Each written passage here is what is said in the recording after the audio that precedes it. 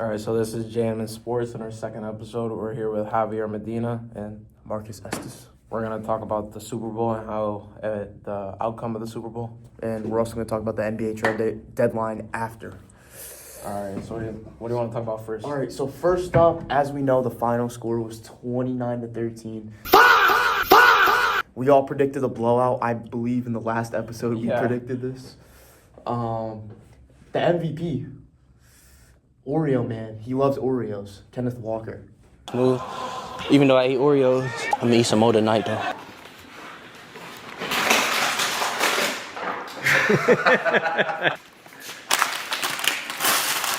You can fill the whole thing up. 135 rushing yards. He's just killing them the whole game. Yeah, 27 carries. And, you know, they just didn't have any answers for him, man. to the run game. Yeah.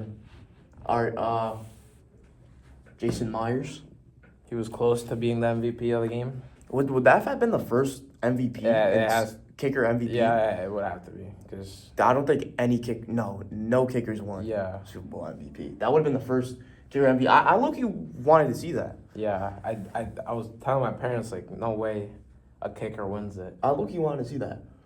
Defense played amazing. I mean, they proved it the whole season. Like, it's Yeah. just Legion of Boom 2.0. Yeah. If you don't know what the Legion of Boom 2.0 is, it's the first Legion of Boom, the greatest defense ever assembled. Richard One of the Sherman. best. One of the no, best. the best. One of the best. The best. 1985 Chicago. No, I like the Legion of Boom. It's because I like Richard Sherman, Cam Chancellor, you know, those guys. Hey, when you try me with a sorry receiver like Crabtree, that's the result you gonna get. Don't you ever talk about me. And then we got Bobby Wagner Bobby Wagner. We got 335 total yards for the game for the for Seahawks. the Seahawks. And Sam Darnold. I mean, dude, he's really blossomed into a real quarterback, man. 202 passing yards, 1 passing touchdown. I mean, the Seahawks got their guy. After all the teams he's been on, just look at the draft class he was in. Lamar. Who else was Josh Allen? Josh Allen. Who would have thought? Baker Mayfield. Who would have thought Sam Darnold would have been the first one to get a ring? Yeah. He got a ring before Lamar. And he was drafted by the Jets. I mean, Lamar gets sold, so Yeah. so we'll cut him some slack. Yeah, we'll come. Josh Allen, no excuse, he played trash. Yeah. For the Pats, Drake May, 295 passing yards. I mean, I'm not gonna say he played a great game, but 295 passing yards is insane. It wasn't like I don't think Drake May played terrible, but I don't think it was his fault. It wasn't. the his fault. team was just not. They're not better than the Seahawks. They just weren't above them. Yeah. So. And then now we have Will Campbell and company. Let's just say they're not too good. If you don't know who Will Campbell is, it's their left tackle. Rookie. How many? I mean, dude, just so much pressure during the game. Like, So many May just had blitzes. no time, and they allowed 6 sacks, which I mean 6 sacks. I mean, they're getting pressure the whole game. Which They tied the record for the most sacks in a Super Bowl. The one thing we live by in the O-line room, a D lineman get 1 sack a game, and that's the only thing he can do. 12 games, he'll be a top 5 pick. You give up 1 sack a game for 12 games, you're gonna work at Amazon. Keep on dumping, rapid fast, switch up on this bitch. I'm coming VS1. I'm gonna fight and die to protect them with everything I got. Stop the cap. yeah, so I mean, that's what led to 3 turnovers. It's just May had no time. May had 2 interceptions, 1 passing touchdown. Yeah. I mean, at the end of the game, I felt like the Pats actually started to put together a good drive. Yeah. Though. But May just Too late. threw up I don't know why he threw that, but He just threw it up. he just threw it up. 8:50 to go. Trying to step up and shoot one downfield. It's intercepted. They're putting together a good drive. I just felt like they needed to be more aggressive throughout the game. They were just playing like really passive. Yeah. I don't know if Vrabel wanted to make it easy for his young quarterback, but I just felt like they needed to play more aggressive. They had 331 total yards of offense, and Christian Gonzalez, even though I'm not a fan of him, and J.C. Horn is better, and Nate Wiggins is better, he played great. Yeah. He played great defense. He had a lot of good pass deflections, and he was giving JSN a run for his money, even though he was hurt. Yeah, JSN did get hurt. Not just JSN. That one really could have been really big play by Rashid Shaheed. Mm-hmm. Rashid Shaheed's speed is unmatched to anybody's, and for him just to defend him like in the middle of the field, wide open, and just deflect the pass with his hand. Yeah, was I really mean, good by him. just talk about like putting your body on the line, being able to dive, and he has great ball skills. So I'll give it to him. Well, let's talk about the halftime show. Yeah. And then we'll get back. We'll get back to the game because I really want to talk about this halftime show. Yeah. So, there's a lot of people saying they didn't like it. Yeah. I personally liked it. Same. I feel like there was a lot of hidden messages in there, especially what's going on in the world right now. Yeah. So I mean, yeah, like I like Bad Bunny. I like his music, and I felt like it was a great environment. I feel like it was one of the better halftime shows in a couple of years. It was the most viewed ever. Yeah. So. I mean, I expect it to be the most viewed because it's not just American music. It's The whole America. Yeah. I like the set they're on with the house. I saw something on NFL. It was like he recreated like a house. Yeah, so that casita, it's called casita. So that's an actual house from Puerto Rico, but they just recreated it. So whose house is it? Like what it's does just it some mean? random guy. It's some random house? dude's house. They before they started the whole tour, they picked this house to use it in Puerto Rico because I don't know if you saw it. They had 30 concerts in Puerto Rico. Oh yeah, I do remember that. And they had the house inside the stadium where they were playing it. Yeah. And they just copied that dude's house, and they were putting it in the show, and then just bring it from the show to the Super Bowl now. Oh, okay. I do remember him doing the 30 30 shows. the 30 shows because they were live streaming it, and my mom was They watching live it. streamed one of they live streamed, so it's basically 31. They live streamed one of them. Yeah. So because my mom and my brother were watching it. 'Cause my brother actually likes Bad Bunny. I was watching that live too. Yeah. He's 6 years old, but he actually listens to Bad Bunny. But my personal favorite song is it new DT what DTMF. Yeah. Debí tirar más fotos. Yeah. Yeah. It's good. I mess with that song. You like that I like one? that song. You like that one? That's my personal Your favorite. favorite? What is your favorite Bad Bunny song? All of them. All of them. Every single You gotta one. pick one, bro. If you had to pick one. Let's do one from the new album. Okay. All right. Coliflores. Okay. Yeah. I'm gonna have to listen to that one. Coliflores. Yeah. Okay. Do you have a favorite album of his? So, of course, the from 2022, the Un Verano Sin Ti is really good, but for me, it's so overplayed. But something that he had an album called Yo Hago Lo Que Me Da La Gana, it translates to I do whatever I want. I really like that message because I do whatever I want. Yeah, we know. And whenever I want to do something, I just want to do it. And that album's probably my favorite 2020. It's got so many good songs. It's got so many good songs. So, I that's feel probably my favorite. I mean, back to the message, at the end when they're coming out with all the flags and stuff, The unity. just trying to bring everybody together. And he said something. Oh, with the ball too. All right, let's get back to the game here. Oh, and you seen that clip of JSN? I'll put it on the screen here. JSN with the hat. Yeah, with that hat. Oh, this is what he wears? Wait,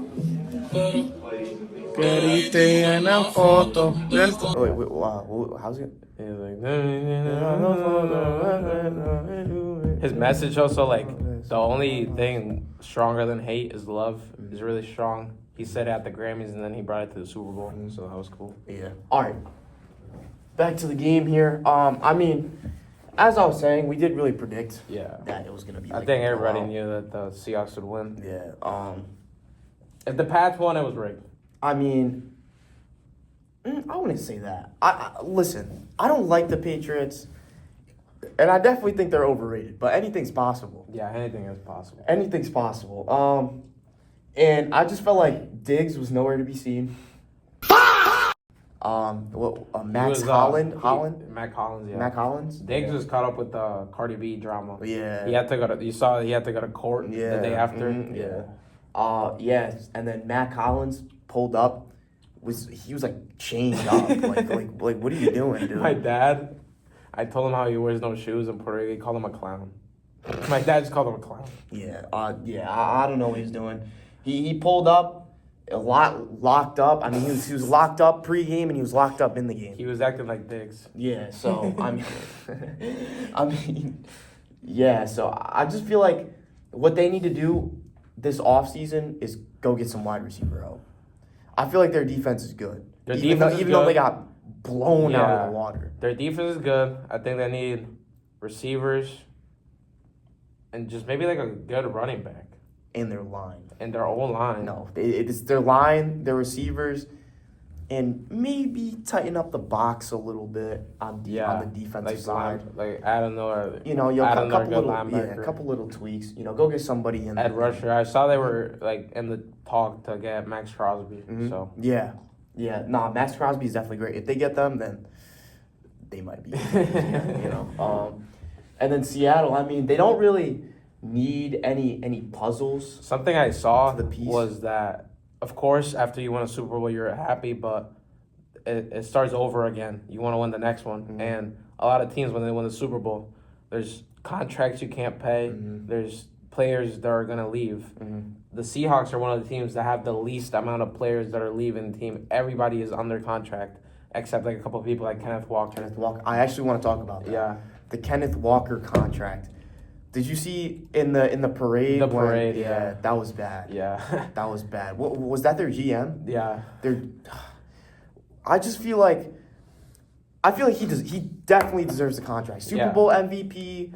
You know, he's played great. And the thing is, like, I feel like when there's so many good running backs that's why they don't get big contracts, because they could just get hurt and you could just find a good one anywhere else. They are very injury prone. Yeah. But he's 24 years old. He's not like Derrick Henry that's 31. Mm-hmm. He's 24 years old. He's still got his prime coming up. Mm-hmm. So I think it's a no-brainer. You gotta pay him, bro. Yeah. You gotta pay him. You gotta figure out a way to pay him. It's not like an insane contract. Like for players like quarterbacks, they get like 40, 50, 60 million dollars a year. He's just gonna get like 12 million a year. Yeah, I just feel like letting go of a guy like that is just dumb. Yeah. You know, like you got such a great running back. Why are you just gonna let him go?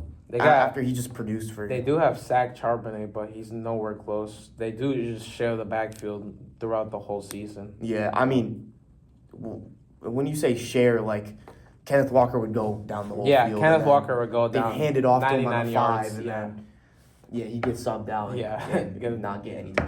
I had him in fantasy. I know. Yeah. Oh, that wasn't good. That was horrible. Jeez, dude.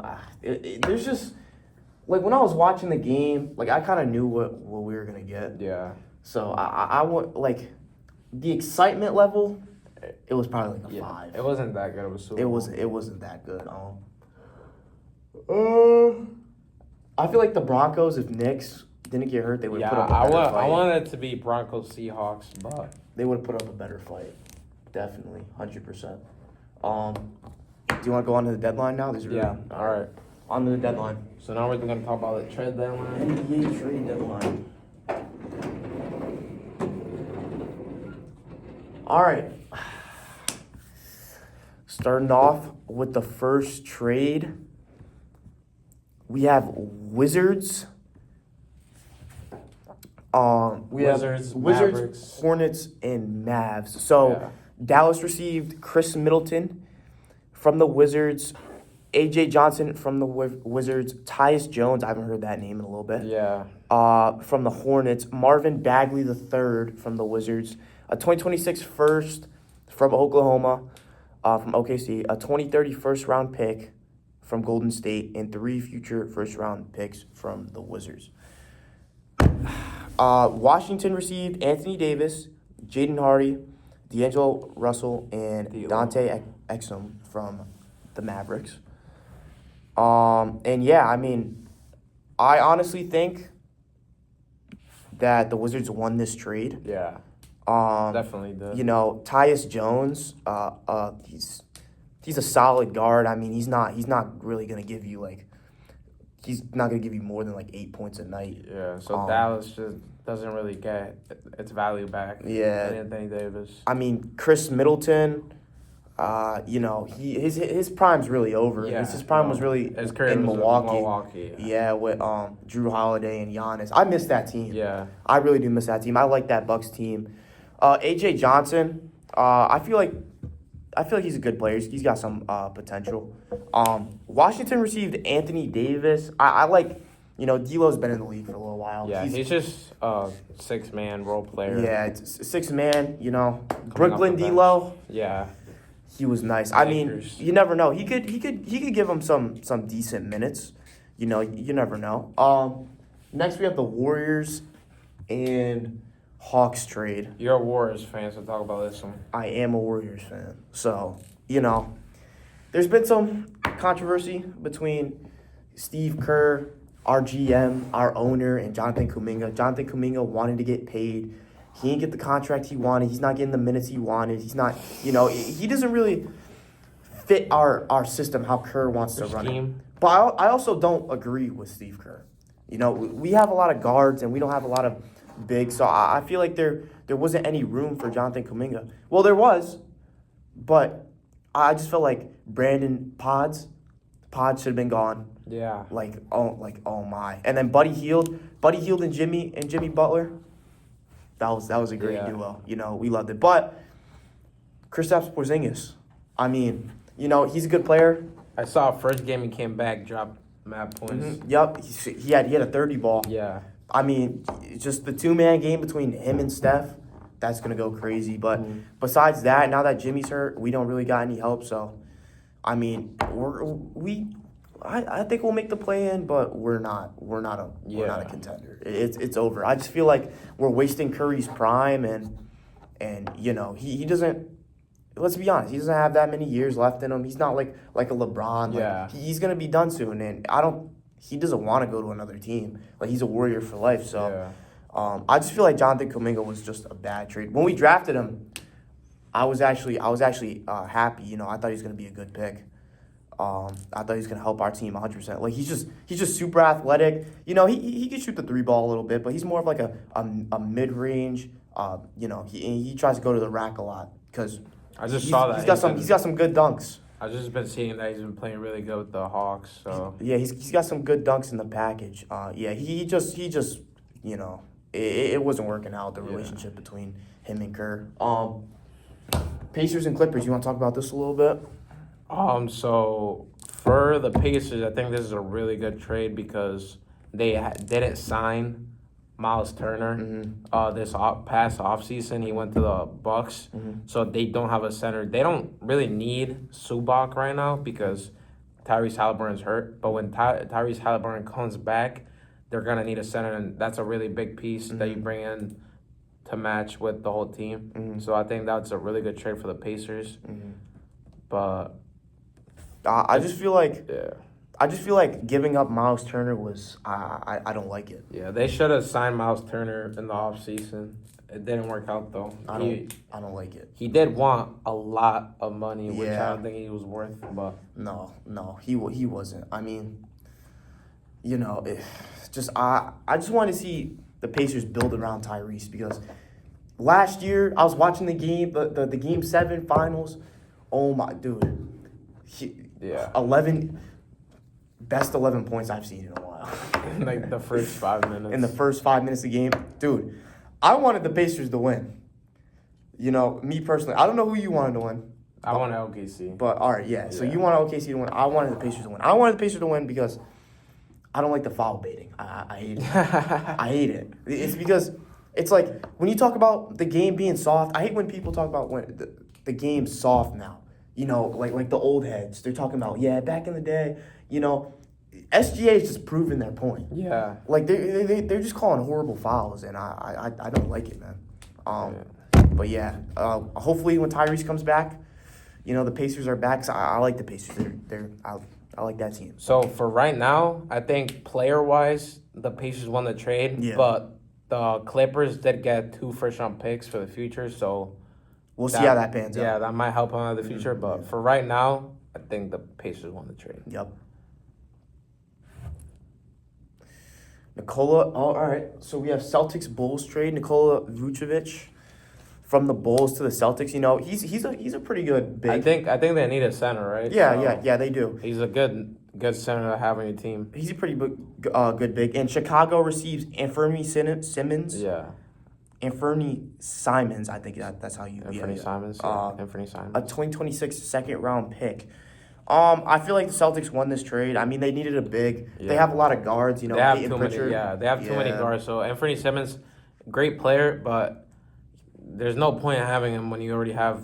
You have so many guards. You have so many guards. So there's there's no point. And then I mean, you know, just the Celtics adding this piece, you know, after Porzingis leaves. Yeah. Just adding this piece just helps them out even more. Even without Tatum, they've been playing great. Like statistically, they've actually been playing better defensively without him. And Jason Tatum's a great defender. Yeah. He plays great defensively. Yeah, I think he's great. But statistically, they're actually playing better defensively. They're playing a little worse without him because obviously he's a great scorer. You know, he can do everything. Mm-hmm. They're playing a little worse without him, but I mean, you know, just what their coach is doing, I love it because that just shows like Tatum's not their whole team. You know, with some of these teams, you see if their star players out there, not winning. They're horrible. Like the Ravens. They're horrible. And you know, just with the Celtics, they're just a great all around team, and you know they just got a great group. And then Jaylen Brown, he's doing his thing. Yeah. So yeah, I feel like the Celtics won this trade. I agree. You agree? Yeah. All right. All right. What do we got next? You said earlier you want to talk about this one, so. T-Wolves Bulls. Yeah. Rob Dillingham, shift god. I don't really want to talk about the trade. I mean, I'll say it. Chicago got Rob Dillingham, Leonard Miller, 2026 second round, 2027 second round, 2031 second round, and a 2032 second round. And then Minnesota received nobodies. Yeah.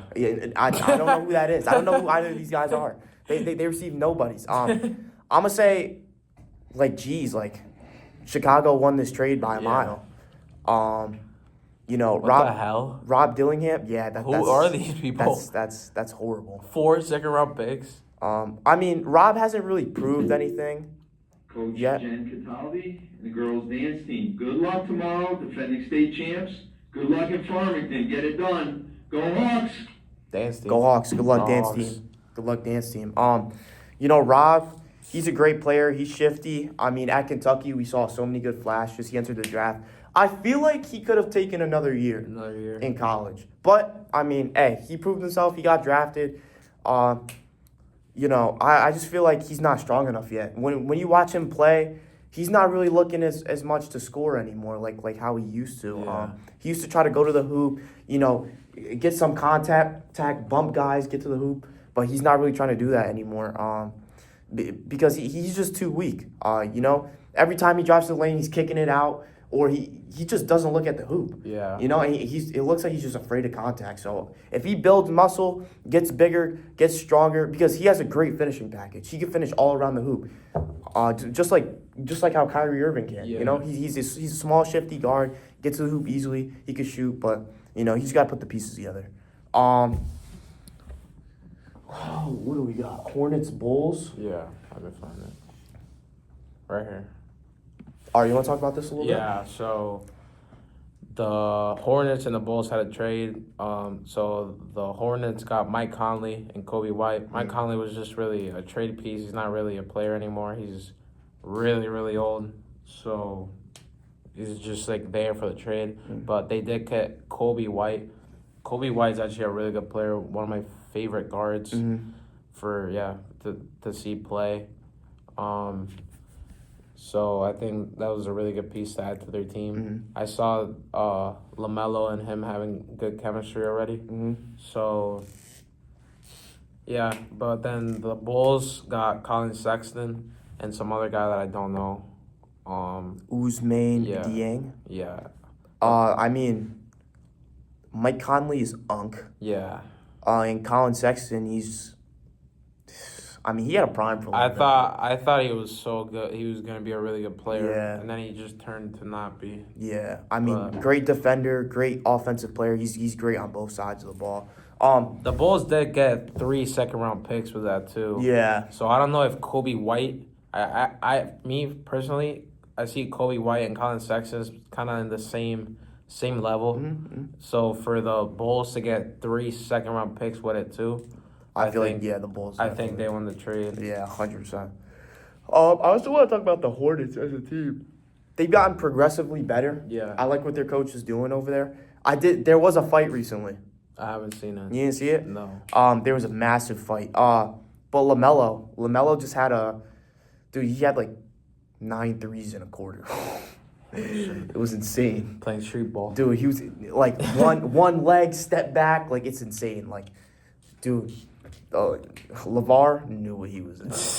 He knew what he was doing. All right, Jose Alvarado to the Knicks. I think right now this is the trade that has helped the team the most yet. I don't know. I mean, Jose Alvarado, he's Puerto Rican. He's one of my favorite players just because of that. He had a lot to do with the wins recently with all the steals. He's also from New York, so I feel like he feels like he has to play harder just because he's playing for his hometown team.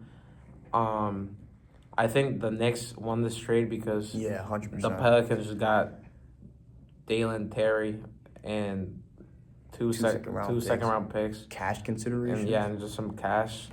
But Jose Alvarado has been such a good piece for them, getting like steals. When I first saw this, I was like, yeah, I love Jose Alvarado, but I don't think the Knicks should have done this because they had Tyler Kolek, which is a great player, a great guard. But now that they do have Jose Alvarado, they've been giving Jose Alvarado all the playing time, and he's been balling out. So I feel like this also gives time for Kolek to develop. And, Jalen Brunson, I feel like it also gives him, some rest weight time. off his shoulders. Yeah. So he doesn't have to go out there and defend as much. He still got to play defense. yeah. But, he can focus on the offensive side of the ball because we know he's a great scorer. The Knicks were down by, I think, 12 in the fourth quarter to the Rockets, and Jose Alvarado had 2 steals that really made them flip, and the Knicks ended up winning that game. Yeah. So he's been a really big piece to that team, Yeah. and so I think the Knicks won this trade. Yeah, I mean, I like the Knicks as a team too. They're just well put together. And yeah, I might have to go watch a game one of these days. Yeah, I've been thinking about it too. They're just so expensive because Yeah, they are mad expensive. All right, what do we got next? The Harden trade? yeah. Oh, I actually bet James Harden. I was at an AAU tournament and I got a picture of Oh him. yeah, you did meet him. I remember that. Yeah, I met him. He's crazy, super nice guy. Dude, it's like James Harden in the honeymoon stage is insane. Dude, James Harden playing defense in 2026? Dog, you know how many, if you've actually watched him play, he's been playing so much better defense, and then... He wears number 1. Welcome to Cleveland, James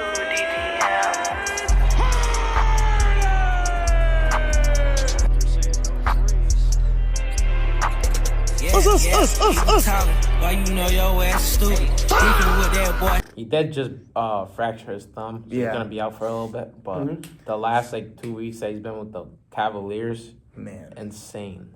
insane. I actually wanna put a TikTok in the middle of this. All right. To show James Harden the honeymoon stage. Because whenever James Harden gets traded to a team, it's like the first couple games, It's crazy. it's crazy. James Harden in his prime, Rockets James Harden. Rockets James Harden, he's averaging 40. I'm about to put that clip on YouTube. He's averaging 40 over 18, 19 games. Allow me to throw some numbers at you. He's dropped 35, 29, 50, 32, 47, 35, 35, 39, 41, 45, 41, 43, 44, 38, 32, 42, 43, 38, 57, and 58. Do you understand what you're witnessing? Yeah, he's a The dog. Clippers didn't get fully scammed. I think they got a little scammed. They did get Darius Garland and a future second-round pick, but James Harden, one of the greatest players of all time. He's, I think, like top 3 in three-pointers all time. Hall of Famer guaranteed. Yeah, guaranteed. Guaranteed. So for the Clippers just to get, I know that didn't for the Clippers. Clippers aren't really contender and all that, but to get just Darius Garland and a future second-round pick, I think Cleveland clearly won this trade, not just player-wise, but also James Harden has been unlocking the full ability of other players like Jared Allen. Now they have the pick-and-roll game with them, too, is crazy. And then now you could change it up between Donovan Mitchell and James Harden. Harden can bring up the ball. Jared Allen could go set a pick for Donovan Mitchell, get some off-ball stuff rolling for Donovan Mitchell, Not get just him the that, ball. Evan Mobley also. Yep. So. And so it opens up so much more stuff, because they're both great ball handlers. They're both great scorers. So I just like the ability to have your big men set screens and have so much more off-ball plays for these guards. All right. Next trade, Jared McCain to OKC. TikTok boy. You want to talk about this one? Or? Yeah. All right, Jared McCain. All right, as we know, Jared McCain got hurt last year. He was on the Sixers. He was on pace to be Rookie of the Year. Rookie of the Year, and he was, one of the Sixers' best players. I mean, Embiid, he's kind of had a fall off. He's not prime Embiid anymore. Yeah. Jared McCain, and then he gets hurt, and they bring in VJ Edgecombe. Yeah. VJ Edgecombe kind of took his place, which, I mean, it's messed up, but it's the business. It's the business. It's the league. But I felt like it was better for them to move on from Jared McCain, so they weren't holding back his ability. Yeah. So they trade him to OKC. But out of all people, why'd you have to trade him to OKC? Come on, bro. Like they're already great. I mean, they added him just for the TikToks. Yeah. But I do also want to say, I forgot. I was going to say this. I want to go back to the Harden trade. I wouldn't say they got fully fleeced because James Harden was having some complications with the Clippers front office, and he was having complaints about the team, and all the teams he's been on. It's just gonna cause. He's bunch of also different things. So, he's also an older player, so Darius Garland has more time in his career to play for the Clippers than So I wouldn't say they got robbed. I say they just won the trade. Yeah, they just won the trade. All right, back to the McCain talk. So I mean, Philly got a first-round pick and 3 future second-round picks. I feel like this was an even trade. I like this trade. Yeah. I mean, I feel like you could have cut down on the future second-round picks a little bit. Yeah, but it's an even trade. But right now, because the Philly hasn't received anything really, they have the picks, but they have the players haven't been drafted. They haven't been helping the team. Jared McCain's already in the league helping the OKC win games. I saw that even the Wizards have been winning more than the OKC recently, which is something crazy because OKC is supposed to be the best team in the league, and the Cleveland has been playing so much better. Yeah, and went up. I think the standings, or no, it was like the Pistons went up the standings. Now the Pistons are the number 1 team in the league, and not the OKC. So I think Jared McCain joining the team and kind of helping them out is gonna help them out more in like the playoffs and stuff. Yeah, 100%. All right. Last but not least, the Trae Young deal. Trade. I never thought he was going to get traded. Just to think that the Hawks they picked Luka and then traded Luka to the Mavs. To the Mavs for Trae Young. And not just trade him. I thought it was crazy. All right, Washington receives Trae Young. Atlanta receives C.J. McCollum and Corey Kispert. I mean, Washington obviously won this trade. I mean, but Trae wanted to go anyways. Yeah, Trae needed to leave. I think it was time because they weren't really building around Trae Young, and Trae Young was kind of being a liability to the team. Yeah. The Hawks have so many other young good players that they don't need Trae Young anymore. They don't. Yeah. They need to start fresh. They need to start fresh. They got Kuminga. They have a couple young players that are really helping the team win, but they got Zachariah Richeche, the former number 1 pick. That was the worst number 1 pick of all time. I'm sorry. There's so many. Number 1 picks. Yeah. All right. Well, I think that's gonna wrap it up, right? Yeah. All right. Thank you for tuning in to J&M Sports. See you on the next episode. See ya.